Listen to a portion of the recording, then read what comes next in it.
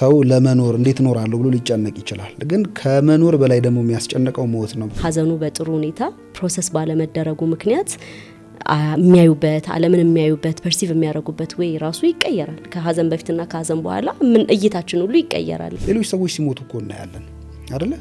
ሌሎች ሰዎች በጣም የሚወዷቸውን ሰዎች ሲያጡ እንመለከታለን አይደል? እና ይሄ ደግሞ የሚቀር አይደለም፣ ተፈጥሯዊ ነው። የሆነ ጊዜውን ጠብቆ እግዚአብሔር በቀጠረው ቀን እኛ ጋርም አንኳኩቶ እንደሚመጣ አናስተውለውም። በደንብ ድንኳን ተጥሎ እስከ ሰልስት ተብሎ እስከ 40 ድረስ እየተባሉ የሚደረጉ ነገሮች አሉና እዛ ውስጥ ያሉት ነገሮች ግን የእውነት በሀዘን ውስጥ ያለውን ሰው እያገዝን ነው። የማጽናኛ መንገዶቻችን እንደ ማህበረሰብ እንዴት ታያቸዋለህ? ለዚያ ነው ኢዮብ የምታደክሙ አጽናኞች ይላቸዋል። የምታደክሙ አጽናኞች እና ዝም ብትሉ ዝምታችሁ ጥበብ በሆነላችሁ ነበር ይላል። ስለዚህ አንዳንድ ጊዜ ዝም ማለት ያለብን ቦታዎች አሉ ማለት ነውና ዝምታ ራሱ ጥበብ የሚሆንባቸው ቦታዎች